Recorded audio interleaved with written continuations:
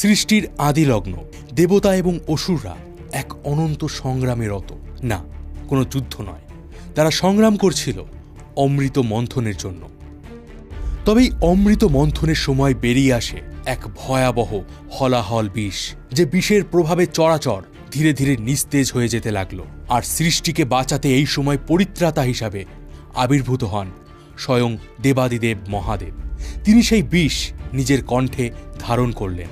কিন্তু সেই সময় সেই বিষের এক ফোঁটা একটি অসুরের শরীরের উপর গিয়ে পড়ে, যার নাম ছিল কলি। সেই বিষের প্রভাবে কলি সারা দেহ মুহূর্তের মধ্যেই ভস্ম হয়ে যায়, কিন্তু অক্ষত থাকে তার আত্মা। আর পরবর্তীতে যখন সমুদ্র মন্থনে অমৃত উঠে আসে, সেই কলি নামের অসুর লুকিয়ে সেই অমৃতর কিছুটা পান করেছিল, যার ফলে সে হয়ে যায় অমর। নমস্কার, আমি রয়েছি মিঠুন, আর আপনারা দেখছেন প্রাচীন পথ। আজ আপনাদের বলবো কলি এবং কল্কির কাহিনী, যে কলির প্রভাবে আজ আমাদের সমাজ নিম্নমুখী, যার প্রভাবে মানুষ আজ কাম, ক্রোধ, লোভ, লালসায় জর্জরিত। দিনের পর দিন মানুষ একে অপরের থেকে দূরে সরে যাচ্ছে, চারিদিকে যেন অধর্মের ছায়া বিস্তার করছে। কিন্তু এই অধর্মের হাত থেকেই রক্ষা করতে পৃথিবীতে আবির্ভূত হবেন ভগবান কল্কি। কিন্তু কোথায় জন্ম হবে ভগবান কল্কির? তিনি কিভাবে এই জগৎ সংসারকে রক্ষা করবেন? আজ এই বিষয়ে এই ভিডিওতে আলোচনা করব। আপনারা যারা এখনো পর্যন্ত এই প্রাচীন পথ চ্যানেলটিকে সাবস্ক্রাইব করেননি, তাদেরকে অনুরোধ করব অবশ্যই এই চ্যানেলটিকে সাবস্ক্রাইব করে দিন। তো চলুন শুরু করি আজকের পর্ব। পুরাণ অনুযায়ী কলির জন্ম হয়েছিল স্বয়ং ব্রহ্মার অংশ থেকে। দ্বাপর যুগের শেষে যখন ভগবান শ্রীকৃষ্ণ পুনরায় বৈকুণ্ঠে ফিরে আসেন, সেই সময় ব্রহ্মার পিঠ থেকে জন্ম নেয় এক ভয়ানক কৃষ্ণ বর্ণের অসুর, যার নাম ছিল অধর্ম। এই অধর্মের প্রেমিকা ছিল মিথ্যা, আর এই মিথ্যা এবং অধর্মের মিলনে জন্ম হয় দম্ভের। দম্ভের স্বভাব ছিল অত্যন্ত রাগী, সে ছিল বিকৃতকামী, কুটিল এবং তেজি। দম্ভের এক বোন ছিল, যার নাম মায়া। বিকৃত মনস্ক দম্ভ তার নিজের বোন মায়ার সাথেই কামে আসক্ত হয়ে পড়ে এবং তাদের মিলনে জন্ম নেয় লোভ ও নিকৃতি। এদের স্বভাবও ছিল দম্ভের মতো। এরা প্রত্যেকেই ছিল বিকৃত মনস্ক এবং নীচ। এরা ভাই বোনেরাই নিজেদের মধ্যে শারীরিক সম্পর্ক করত। নিকৃতির গর্ভে লোভের ঔরসে এক পুত্র সন্তান জন্ম নেয়, যার নাম ক্রোধ। আর এই ক্রোধের বোন ছিল হিংসা। ক্রোধ আর হিংসার পুত্র সন্তান ছিল কলি। এই কলির প্রভাবেই মানুষ প্রতিনিয়ত অধর্মের অনুসারী হয়, মানুষের চরিত্র ভ্রষ্ট হতে থাকে। কলির প্রভাবেই মানুষের কাছে মনুষ্যত্বের থেকে বেশি প্রাধান্য পায় অর্থ, বল এবং ক্ষমতা। আশা করি আপনারা বুঝতে পারছেন যে কলির জন্ম যেভাবে হয়েছিল, তাতে কলি আসলে মানুষের ভেতরে যে নেতিবাচক দিকগুলো রয়েছে, সেই সত্তাগুলোর সে প্রতিনিধিত্ব করে। কল্কি পুরাণে কলির রূপের বর্ণনা দেওয়া হয়েছে। সেখানে বলা হয়েছে কলির মুখ অনেকটা কুকুরের মতো, তার পেট কাকের মতো, তার চোখ দুটো সবসময় জলজল করছে, যেন নরকের আগুন জ্বলছে তার চোখে। যেন এক নিমেষের মধ্যেই সে একজন মানুষের মধ্যে যা কিছু শুভ আছে তা সব কিছু গ্রাস করে ফেলতে পারে। তার জিহ্বা প্রায় 1 হাত বেরিয়ে থাকে, তার পেছনে 2টো প্রকাণ্ড ডানা আছে, আর তার সারা শরীর থেকে এক বিকট দুর্গন্ধ ছড়ায়। তবে কলি কিভাবে পৃথিবীতে এসেছিল তার পেছনেও একটি পৌরাণিক কাহিনী রয়েছে।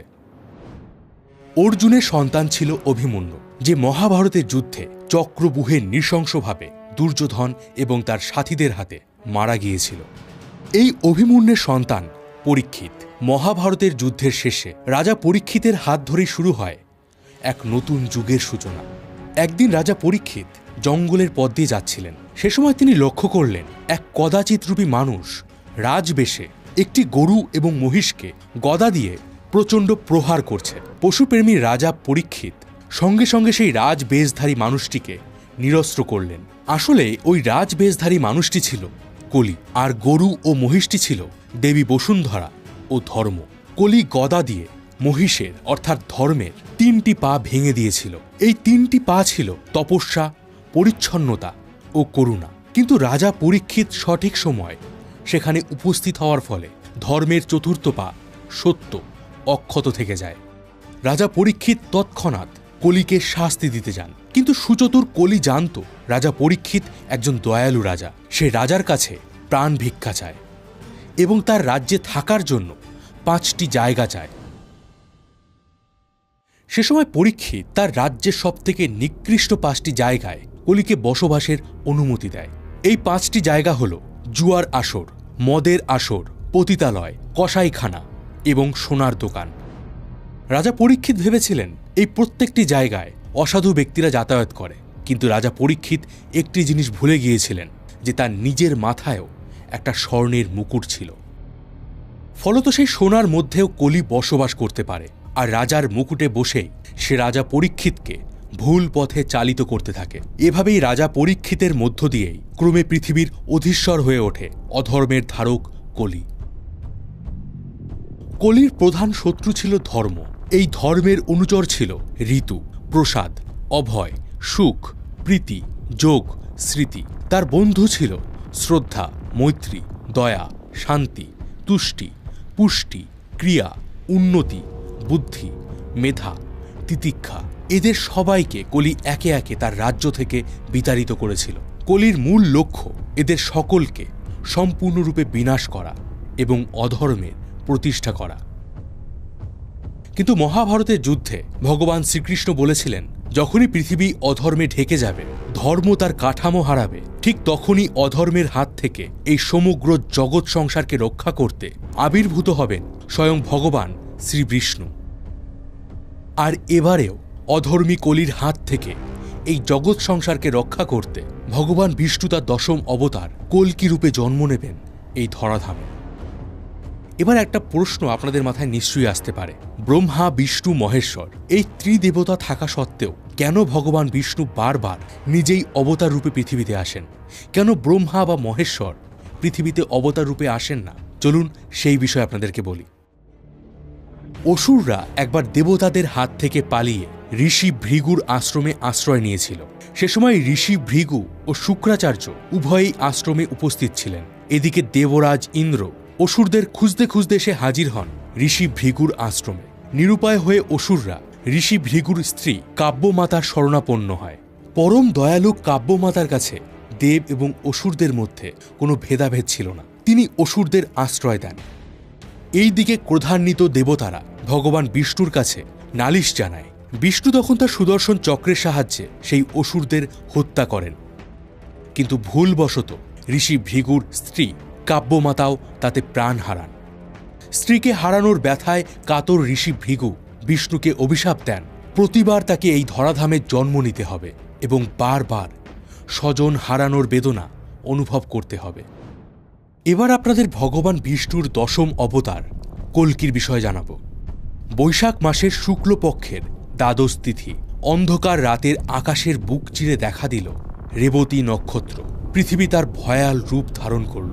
চারিদিক ভেসে যেতে লাগলো প্রচণ্ড ঝড় ঝঞ্ঝায়। ঠিক যেভাবে ভগবান শ্রীকৃষ্ণের জন্মের দিনেও উত্তাল হয়ে উঠেছিল সারা পৃথিবী, তেমনি কল্কির জন্মের দিনেও উত্তাল হয়ে উঠবে মা বসুন্ধরা। ভগবান বিষ্ণুর জন্ম হবে সম্বল গ্রামের অধিপতি বিষ্ণুযশা ও সুমতির ঘরে। মা ষষ্ঠী ধাইমার বেশে আসবেন। স্বয়ং মা দুর্গা তার নারী ছেদ করবেন। যে 8 জন চিরঞ্জীবী এতদিন প্রতীক্ষা করেছিলেন বিষ্ণুর জন্য, অশ্বত্থামা, মহাবলী, ব্যাস, হনুমান, বিভীষণ, কৃপাচার্য, পরশুরাম এবং মার্কেণ্ড, তারা ভিক্ষুর বেশে আসবেন ভগবান শ্রীহরিকে দর্শন করতে। আর তারাই বিষ্ণুর নাম রাখবেন কল্কি। তাকে অস্ত্রবিদ্যা দেবেন ভগবান পরশুরাম এবং শিবের আশীর্বাদে তার বীরত্ব দ্বিগুণ হয়ে উঠবে।